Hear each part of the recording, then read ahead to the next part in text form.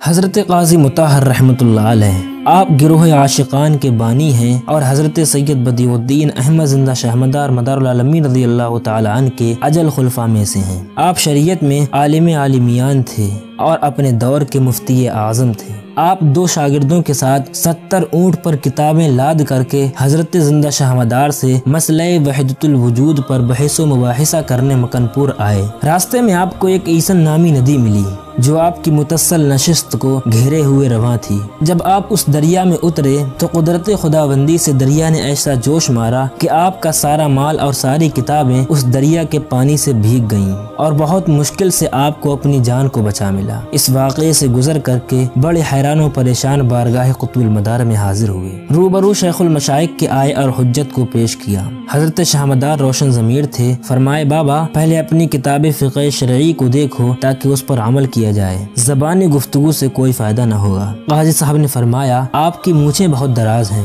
ان کو ازرو شرع شریف کے کترنے کے بعد ہی کتاب کو دیکھنا ہوگا۔ جب قاضی صاحب کینچی سنبھال لیے تو حضرت قطب المدار نے فرمایا کہ شرعی بال کاٹنا روا ہوگا اور طریقت کے بال کاٹنا وبال ہوگا۔ قاضی جی نے غور سے کینچی چلائی، کچھ بال کٹنے ہی تھے کہ چند بالوں سے خون کے فوارے اور کچھ بالوں سے دودھ کے شرارے جاری ہو گئے، بلکہ جائے نشینی کے بستر پر خون و دودھ جمع ہو رہا تھا۔ قاضی جی یہ دیکھ کر خوف سے تھرائے اور کتابوں کا ملاحظہ کرنے کے لیے دوڑے اور ایک ایک کتاب نکال کر ملاحظہ کرنا شروع کیا، اور جو کتاب دیکھتے تھے ہر کتاب کا صفحہ تحریرات سے خالی ہوتا تھا۔ جس جگہ اللہ اور محمد لکھا تھا بس وہی باقی تھا۔ جب ایسے عجیب منظر کو آپ نے دیکھا تو حیران و پریشان ہو کر بارگاہ مدار میں حاضر ہوئے اور کہنے لگے یا حضرت خدا کی خدائی کے رازداں، کیا کہوں کچھ کہا نہیں جا سکتا۔ جملہ کتابوں کا ملاحظہ کیا، ہر کتاب کا ہر ورق صاف ہے۔ اب شرع شریف کی بنا پر حکام قضاعت روبرو آپ کے درتاق ہے۔ جس ورق پر اللہ اور محمد لکھا ہوا ہے بس وہی باقی ہے، آگے پیچھے کا کل مضمون ندارد ہے۔ تو مدار العالمین نے فرمایا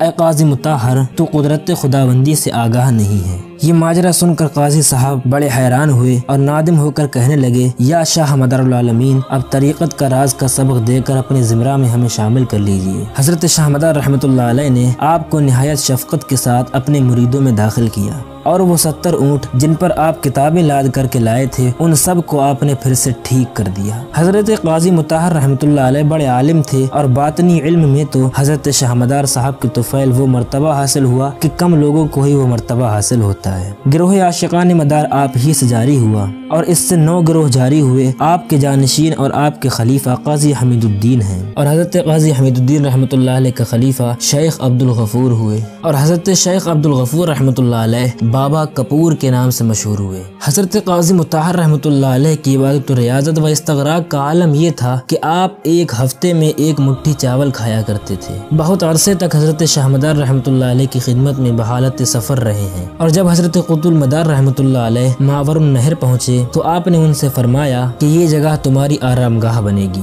غرض حضرت شاہ مدار صاحب رحمۃ اللہ علیہ کی ترک و تجرید اور آپ کے خلفاء اور مریدین کی ترک و تجرید کی کیفیت کیا بیان کی جائے۔ یہ خدا کے شعر تھے، انہوں نے اس کی محبت میں تمام لذات دنیا کو خیر آباد کہہ دیا تھا۔